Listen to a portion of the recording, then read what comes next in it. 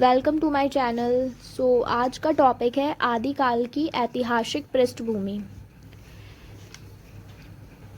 आदिकाल या प्राचीन काल, इसे प्राचीन काल भी कहा जाता है, भारतीय इतिहास का एक महत्वपूर्ण पहलू है। इसका भारतीय इतिहास में एक अपना ही विशेषता है।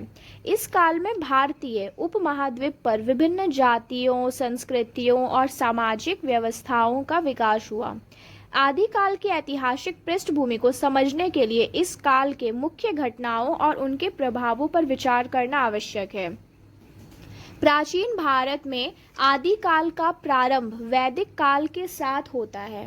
ऋग्वेदा, यजुर्वेदा, सामवेदा और अर्थावेदा इस काल के महत्वपूर्ण ग्रंथ हैं।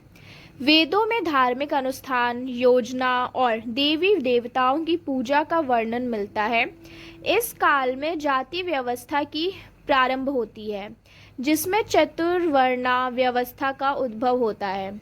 आदि काल में जनजाति व्यवस्था भी महत्वपूर्ण है।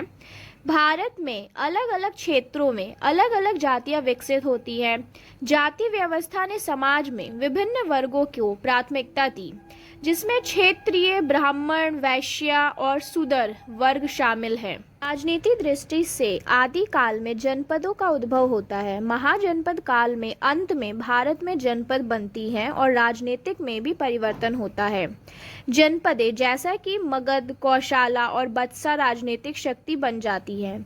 आदि काल में व्यापार और वाणिज्य की भी विकसित होता है। सिंधु सरस्वती सभ्यता, जो कि आदि काल में मुख्य सभ्यता है, व्यापार और वाणिज्य में उन्नत होती है।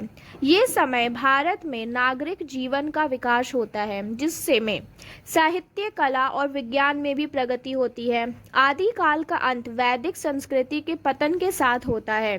मौर्यों और गुप्त साम्राज्यों के काल में भारत में एक विशेष सामाजिक और सांस्कृतिक उन्नति होती है।